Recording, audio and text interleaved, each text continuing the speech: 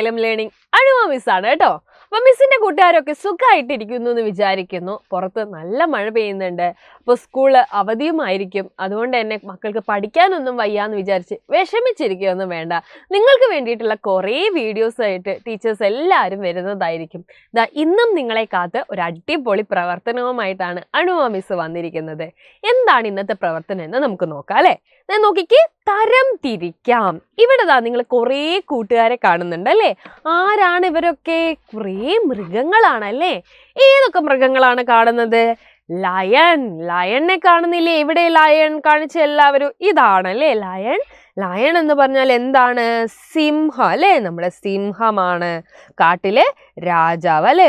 നമ്മുടെ കാട്ടിലെ രാജാവായിട്ടുള്ള സിംഹത്തിനെ നിങ്ങളെല്ലാവരും കാണുന്നുണ്ട്. അടുത്തതാരാണ്? ചീറ്റ അല്ലേ. ചീറ്റപ്പുലിയെ കാണുന്നില്ലേ? ഇതാണ് നമ്മുടെ ചീറ്റ.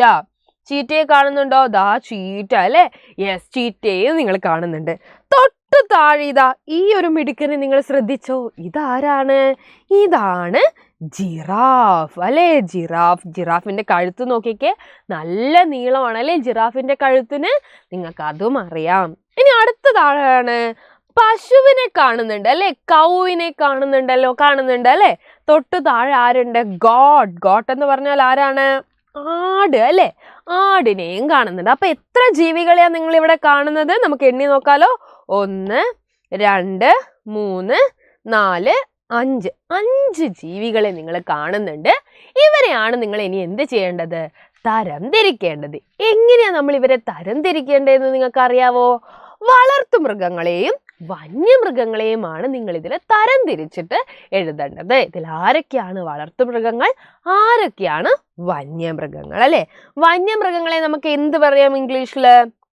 എന്താ പറയുക? Wild animals. എന്താ പറയുക മക്കളെ?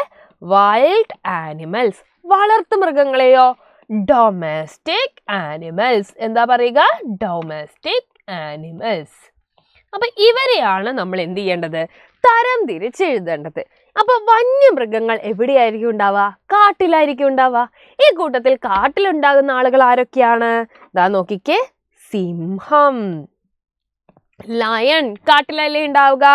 ജിറാഫ്. ആരാണ്? ജിറാഫ് എവിടെയാ ഉണ്ടാവുക?